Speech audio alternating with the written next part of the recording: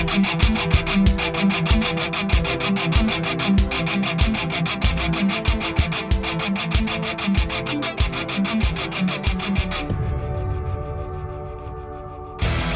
is Dr. Jerome Corsi, and today it is January 8th. It's Monday, January 8th, 2024.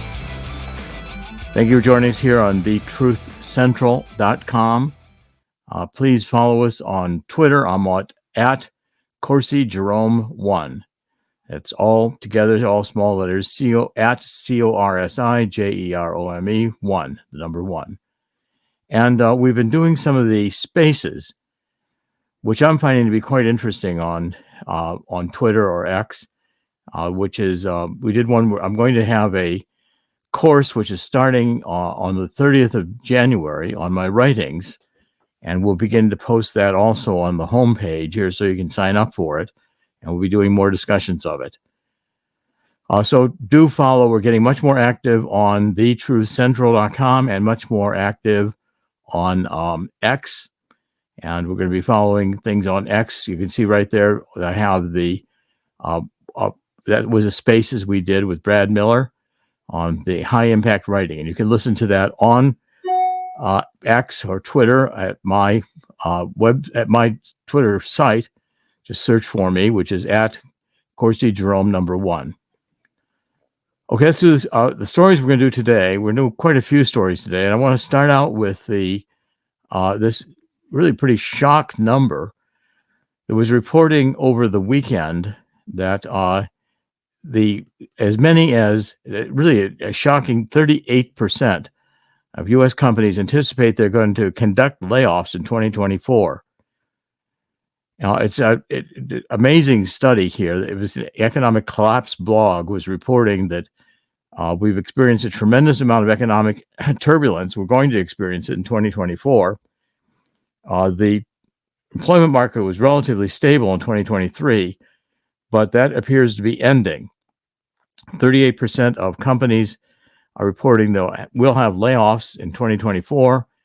52% are likely to implement a hiring freeze in 2024. Half say anticipation of a recession is a reason for potential layoffs. 4 in 10 say layoffs are due to replacing workers with artificial intelligence, AI. And 3 in 10 companies reducing or eliminating holiday bonuses this year. So this is going to be, I think, a remarkable trend. Nike's announced a $2 billion cutback over the next 3 years with an uncertain number of job cuts included.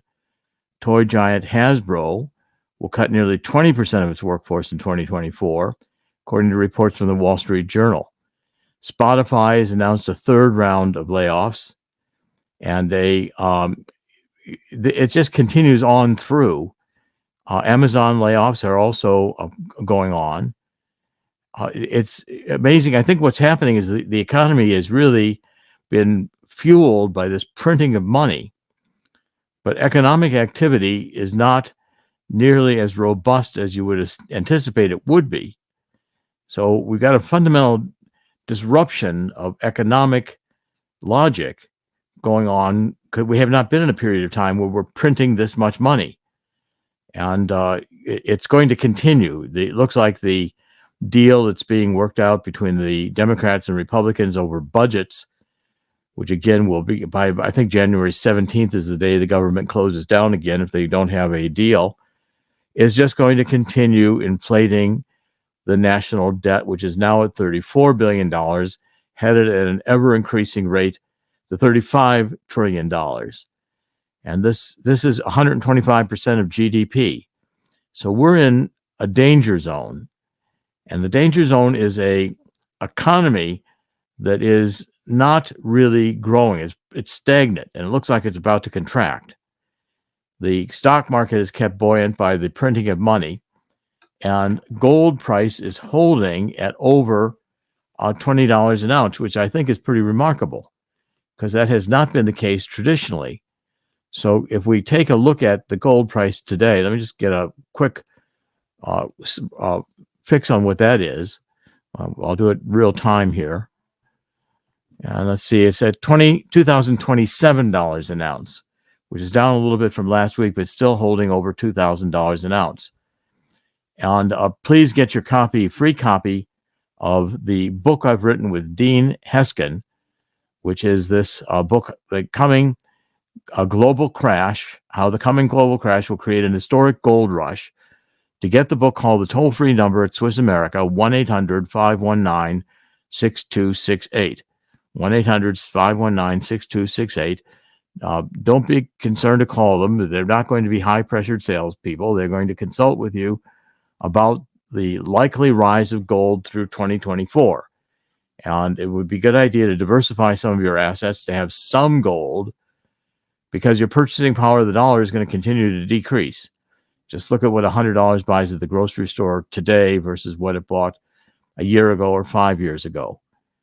We cannot continue in an economic environment where we have this amount and tremendous amount of money being created, because it simply isn't really sustainable. There's no possible way that we're going to be able to maintain this kind of a deficit, and it's going to crash. When it crashes, I'm not sure. I'm sure they'll try to buoy it up through 2024 to increase Biden's chances of re-election. I'm just not sure it's going to work. I think I'll also cover here this next story on Israel. Israel is announcing that it's going to the next phase of the war in the Middle East. Now, what the next phase means is this was a speech given or an announcement given by the Israeli defense minister, Gallant, who said that the October 7th assault on Israel deeply shook the Israelis' sense of security and profoundly altered the way they view the world around them. So Gallant said, October 7th was the bloodiest day for the Jewish people since 1945, the Holocaust and the end of World War II. The world needs to understand this is different. Now, what he means by that is that Israel has determined to eliminate Hamas in the Gaza. Hamas controlled the Gaza, and the left in Israel thought that Hamas would moderate, but it has not moderated. The left was wrong and had disarmed the population, which meant that the Hamas attack was confronting Jews who were defenseless. People were beheaded, raped, burned alive. It was a vicious attack, a monstrous attack, and it was shocking. So this kind of an event reframes the situation. And as such, Israel has gone into Gaza, into the northern part, and taken over Gaza City, which is the biggest city in the Gaza Strip.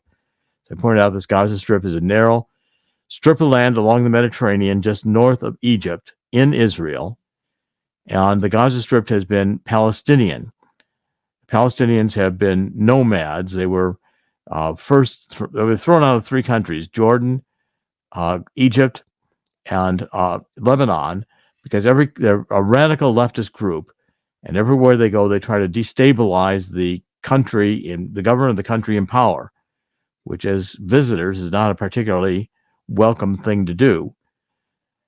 So the attack, and Egypt, by the way, does not want the Palestinians. They put up a wall to block the Palestinians from escaping into Egypt.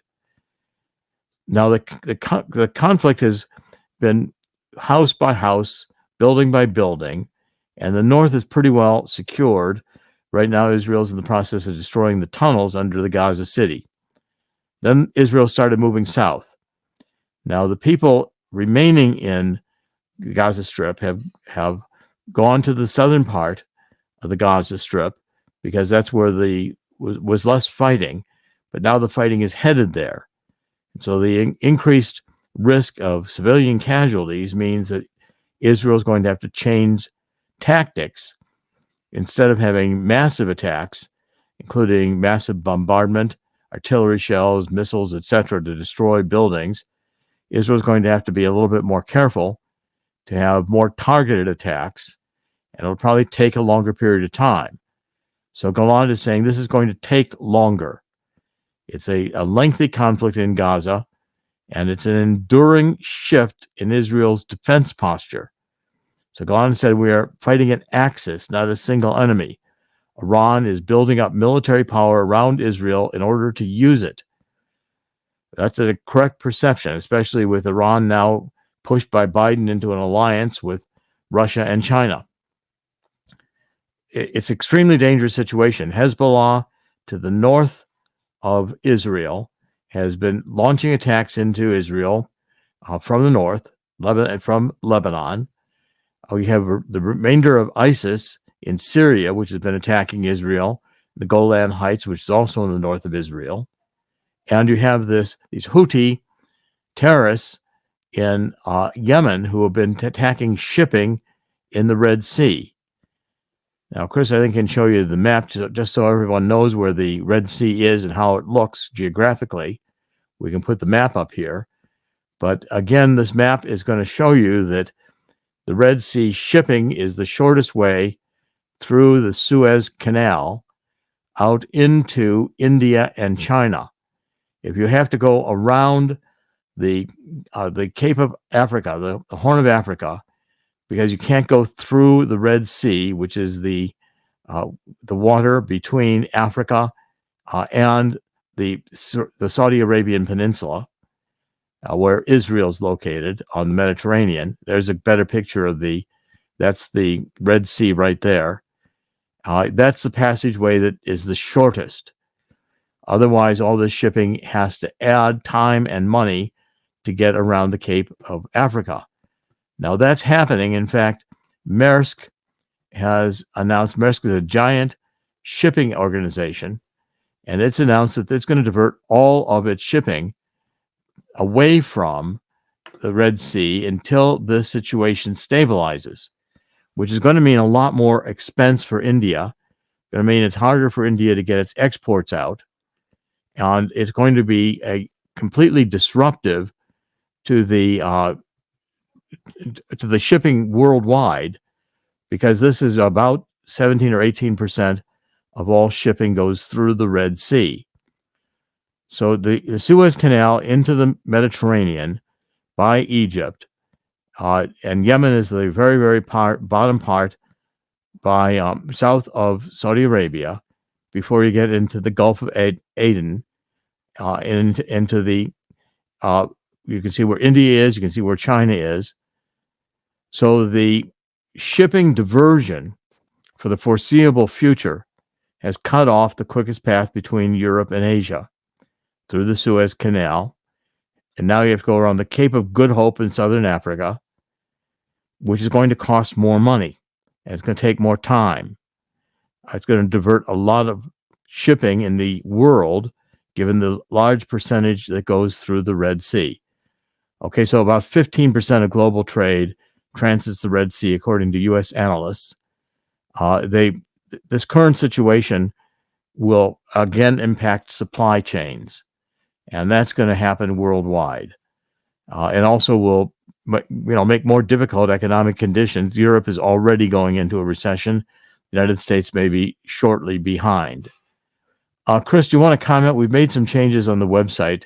I think we're having now. I'm selling some of my supply of authors' books, and I'm going to sign them. And Chris, you want to explain the changes? And I also created a Substack. Do you want to point these out, Chris?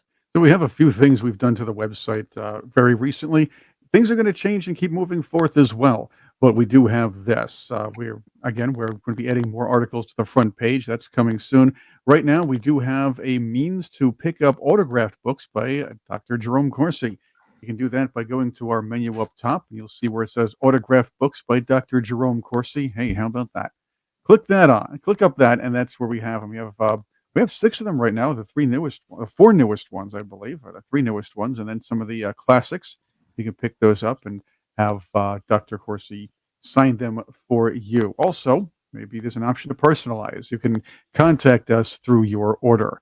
Also on the front page, you'll see it on the right under where we broadcast here. You see a Substack. That is Dr. Corsi's new Substack. You can find that very easily and help. If you like what we're doing, subscribe to that. You can find out. Let's just say you can find out some things that Dr. Corsi cannot talk about on YouTube and some other outlets here, because hey, this is the uncensored version of the Truth Central. By the way, these. If you take a look at the book page, these are each one of these frames are called e-pipes, E-P-Y-P-E. They're a new technology. You have to buy, there's a kind of a purple accept this that you have to accept, and then you can see the entire e-pipe.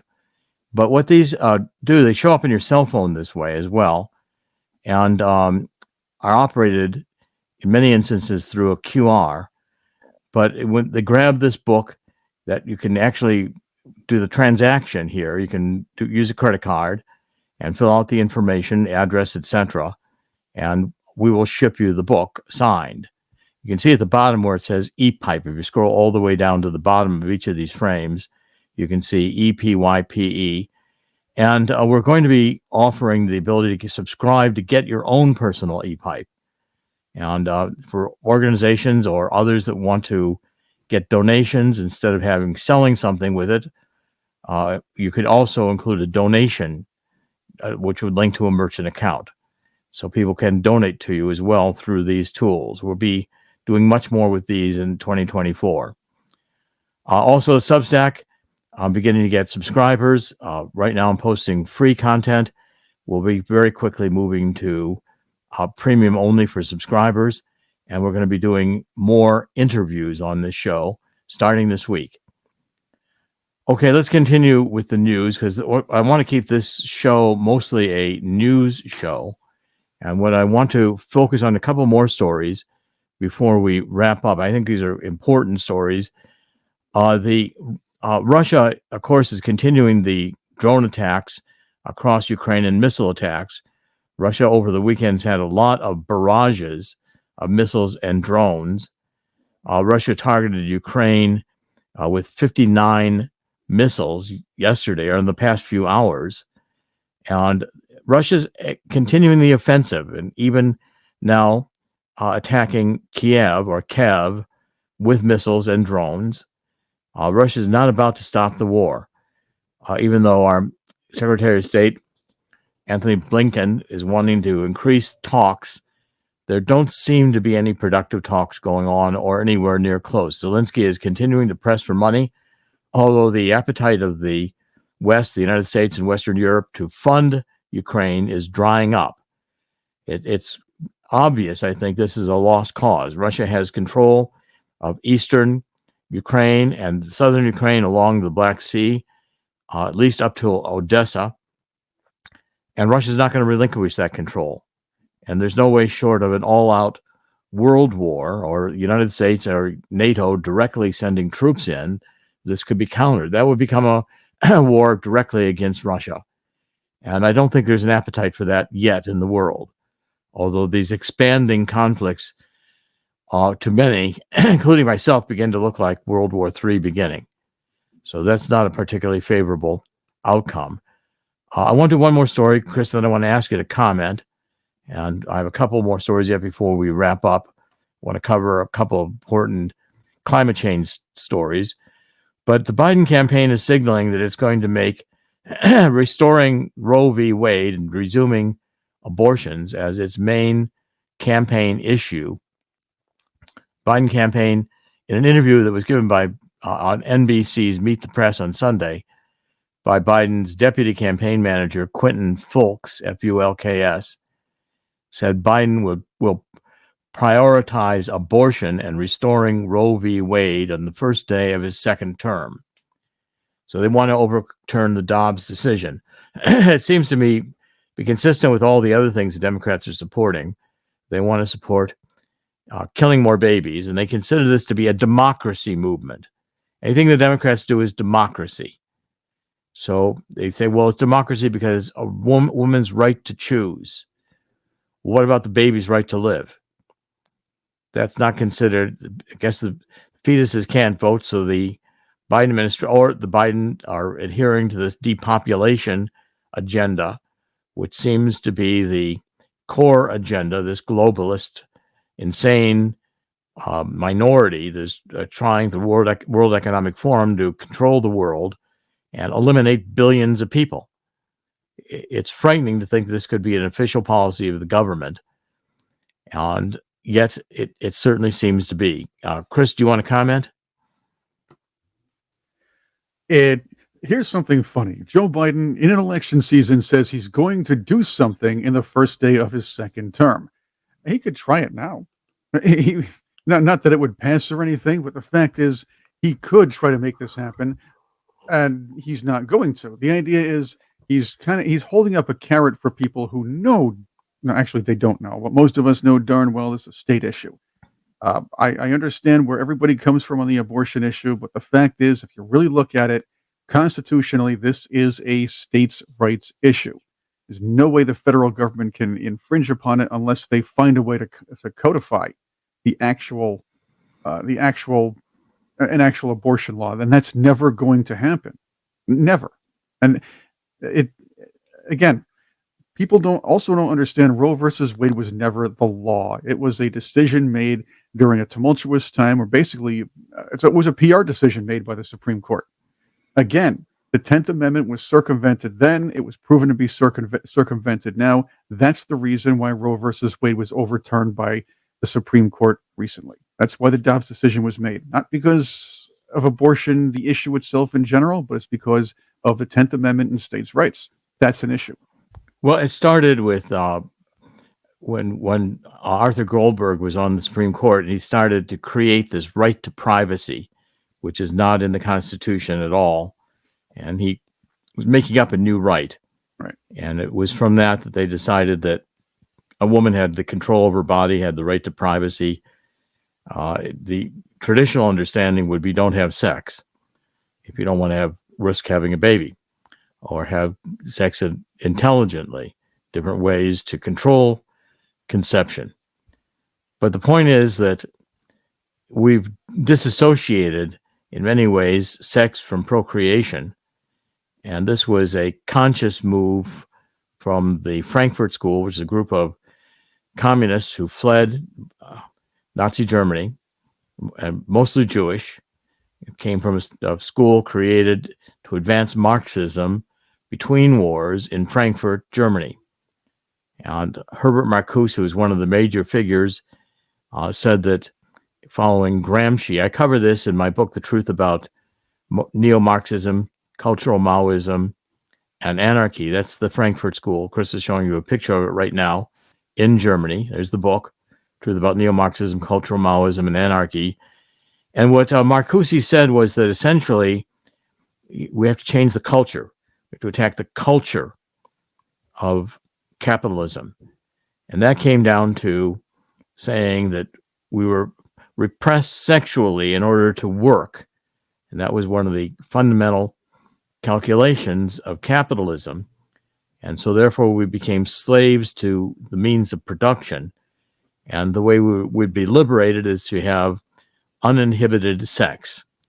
And the Frankfurt School began celebrating the Marquis de Sade, which, if you've ever read Marquis de Sade, is a fairly abusive sex.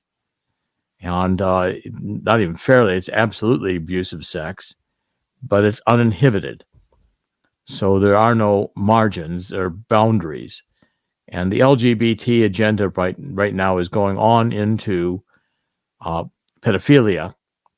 So now the normalization of all these terms is to LGBT. These people just love each other.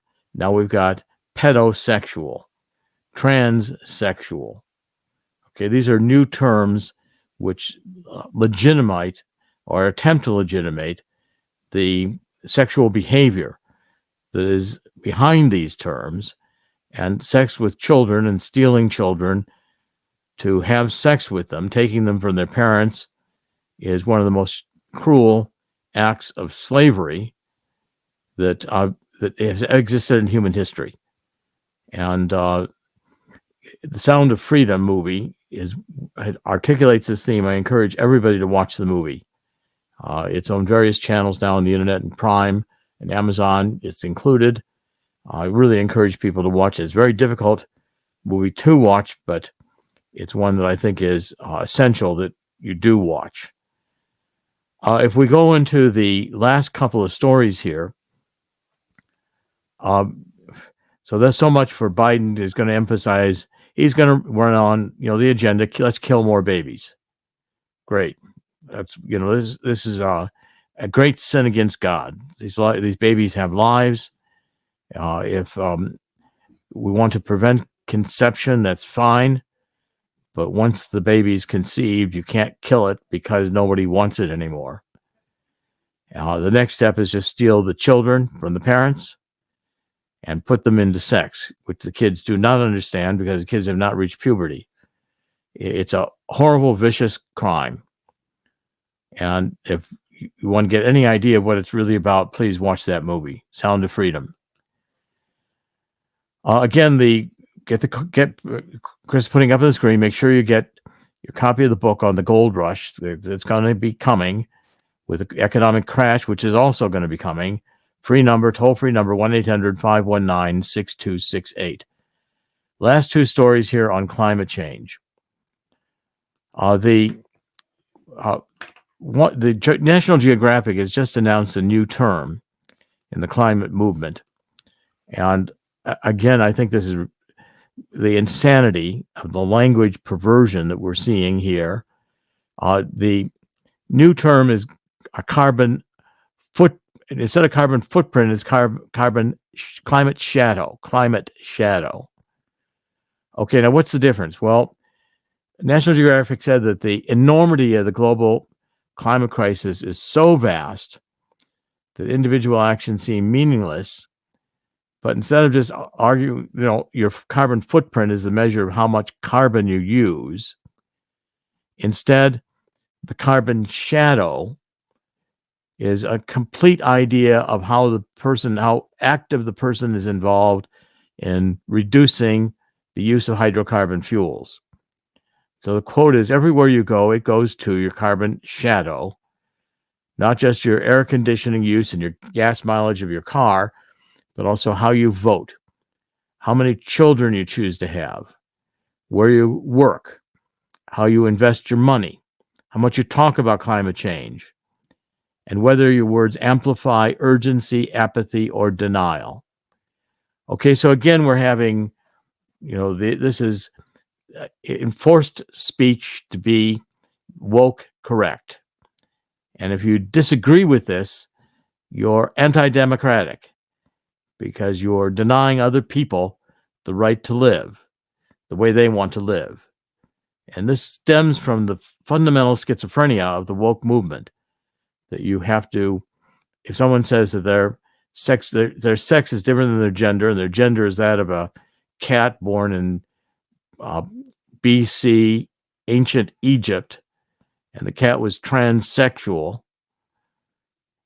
if someone believes that, they're putting kitty litter now in the bathrooms in schools for people who think, or children who think that their sex is animal sex, kittens in particular, and that these children are being urged to have sex change operations, which could scar them for life, removing their breasts, women, or their genitals, being mutilated, and this is a permanent life change the child may make before they're 10 years old. And in some states now are allowing the child to have that sex change operation, will take the child from the parents if the parents object. Now, this is a barbarism that has never been done in human history. And this sexual confusion is part of the neo-Marxist agenda to destroy America, to destroy the families. It's fundamentally satanic. I'm going to post tomorrow a statement on that we have from Archbishop Vigano, and it's an important statement that I want everybody to see. And I'm going to give it to Chris to put onto the homepage one way or the other tomorrow, so we can view it as a story. I'm going to read it tomorrow because I think it's the crux of what this horrific movement is about, including the climate scam. The last story I wanted to cover was that we're also seeing now there's a wind farm, another wind farm project that got axed. This is the developers Equinor and BP, British Petroleum, announced Wednesday that they are canceling the contract for a massive wind project slated off the coast of New York. The two companies had reached an agreement with the New York State Energy Research and Development Authority to terminate the offshore renewable energy certificate for their Empire Wind 2 project. Now, these two projects, Empire Wind 1 and 2, were supposed to provide electricity for 700,000 homes, but the capacity of total capacity of 2,076 megawatts, enough to power 700,000 homes, but Empire 2 is expected to account for the majority of that output, 1,260 megawatts.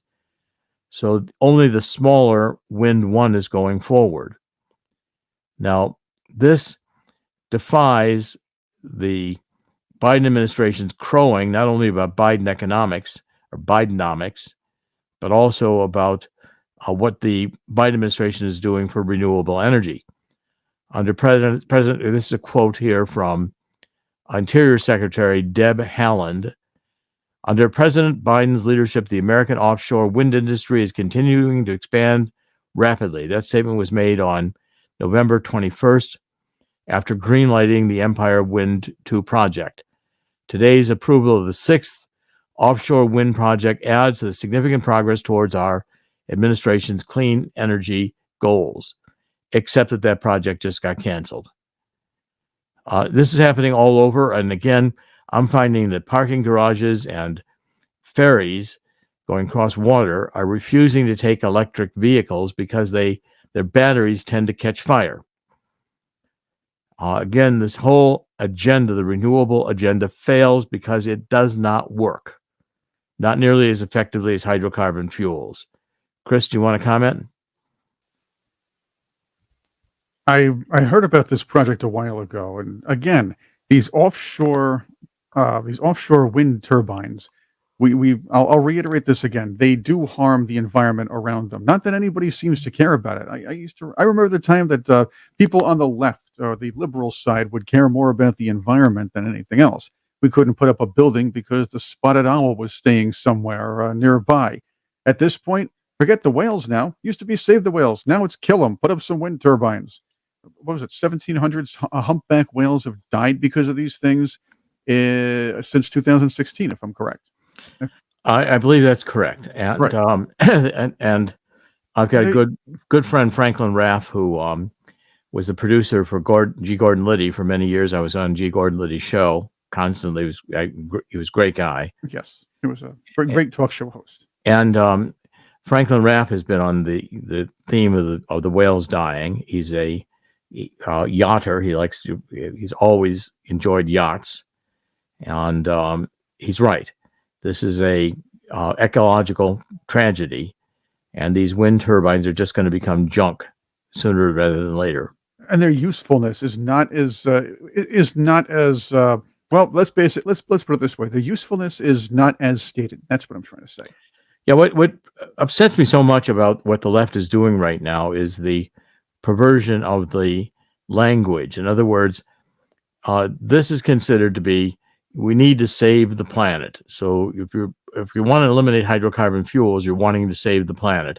What's that based on? It's based on the idea that burning hydrocarbon fuels emits carbon dioxide, and carbon dioxide is a greenhouse gas, and that since the industrial age, Michael Mann's graph of the hockey stick, temperature was just fine until we started burning hydrocarbon fuels. Then Earth's temperature shot up dangerously, and that's going to produce all kinds of catastrophic weather events. More hurricanes, more fires, more floods, etc. It's nonsense. There was more carbon dioxide in the Earth 600 million years ago. We've had ice ages with more carbon dioxide in the atmosphere. Carbon dioxide is a minor molecule. 0.04% of the Earth's atmosphere is carbon dioxide. Carbon dioxide we need to live. Without carbon dioxide, we wouldn't be here. Plants absorb carbon dioxide as part of photosynthesis. We eat plants.